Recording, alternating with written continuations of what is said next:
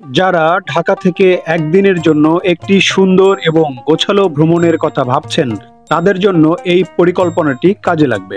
৫০০ টাকার মধ্যেই ২ জেলার ২টি বিখ্যাত জায়গা ঘুরে ঢাকা ফিরতে পারবেন।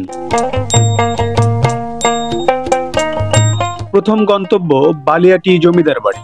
ঢাকার গাবতলী বাস টার্মিনাল থেকে সকাল ৭টার মধ্যে এসবি লিংক পরিবহনে রওনা হয়ে সাটুরিয়ার 0 পয়েন্টে নামবেন। সময় লাগবে ২ ঘন্টার মতো।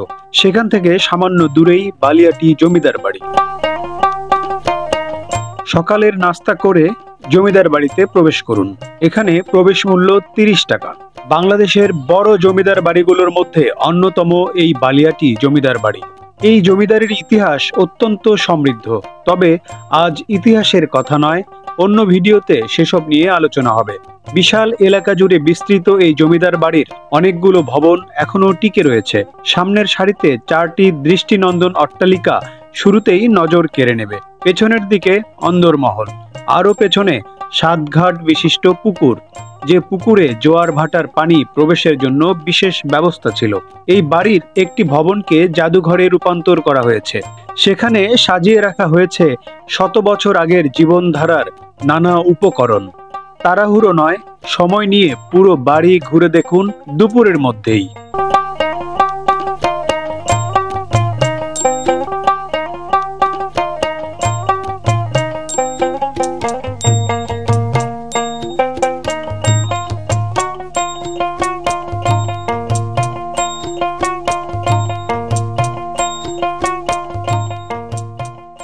ক্ষুধার্ত মনে হলে দুপুরের খাবার এখানে খেতে পারেন, অথবা পরবর্তী গন্তব্যে গিয়েও খাওয়া যেতে পারে।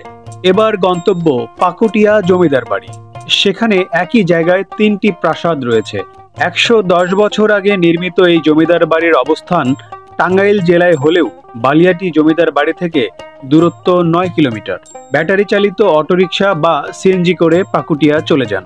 পাকুটিয়ার জমিদারিতে দারুণ সব কারুকার্য শোভিত 3টি অট্টালিকা এখনো দাঁড়িয়ে রয়েছে। 3 ভাইয়ের জন্য নির্মিত এই প্রাসাদগুলোতে লেখা রয়েছে সকলেরই নাম, উল্লেখ রয়েছে নির্মাণের তারিখ। এই ভবনগুলোর প্রতিটি নকশা অসাধারণ। বিশাল মাঠের উত্তর দিকে এক সারিতে নির্মিত 3টি ভবনের পূর্ব পাশের ভবনটির নাম মধ্যমতর।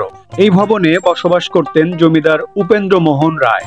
এটি স্থানীয় কলেজের কাজে ব্যবহৃত হলেও বর্তমানে এভাবেই পড়ে রয়েছে।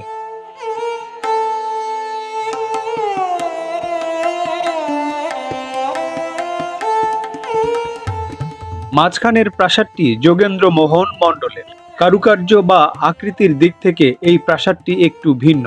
পেছনের দিকটাও ঘুরে দেখুন। একেবারে নিরিবিলি শান্ত ছায়াময় পরিবেশে দ্রুত সময় কেটে যাবে।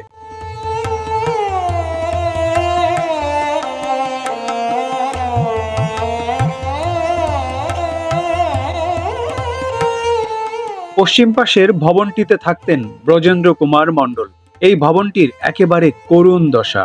এক সময়ের জমকালো বাড়িগুলো এতটা অসহায় চেহারা নিয়ে পরিত্যক্ত পড়ে থাকবে, কেউ কি কখনো ভেবেছিল? বালিয়াটি প্রাসাদ যতটা সংরক্ষিত দেখে এলেন, এখানে এসে এই দুরবস্থা দেখে একটু হতাশ হতে পারেন। তবে বিলুপ্ত হয়ে যাওয়ার আগে দেখে নিতে পারলেন, এটি সান্ত্বনা।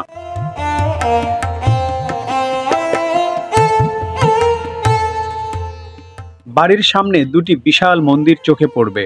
কতটা যত্ন, সময় আর অর্থ ব্যয় করে এত নিখুঁত করে দালানগুলো নির্মাণ করা হয়েছিল তা কল্পনা করা যায় না। এই বাড়িগুলোর নকশা করেছিলেন কলকাতার প্রকৌশলী ML সাহা।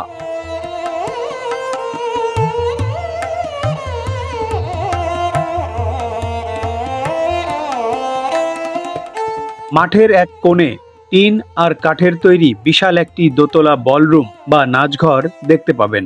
এখানে বিভিন্ন সামাজিক অনুষ্ঠানের আয়োজন হতো। কথিত রয়েছে এই জমিদারের কঠোর নির্দেশনার জন্য এই বাড়ির সামনে দিয়ে জুতা পায়ে কিংবা ছাতা মাথায় কেউ হেঁটে যেতে পারতেন না। দিন ফুরিয়ে এলো। পাকুটিয়া বাজার থেকে ঢাকার বাস পেতে পারেন, না পেলে যেভাবে গিয়েছেন সেভাবেই ফিরে আসুন। আমরা মোটরসাইকেলে এই ভ্রমণ সম্পন্ন করেছি, আপনিও করতে পারেন। ব্যক্তিগত গাড়ি নিয়েও যেতে পারেন। এই ভ্রমণে জনপ্রতি 500 টাকার মতো খরচ হতে পারে। দলবল নিয়ে একদিন বেরিয়ে পড়ুন। ভিডিওটি ভালো লাগলে শেয়ার করুন, মতামত জানাতে পারেন কমেন্ট করে। ধন্যবাদ।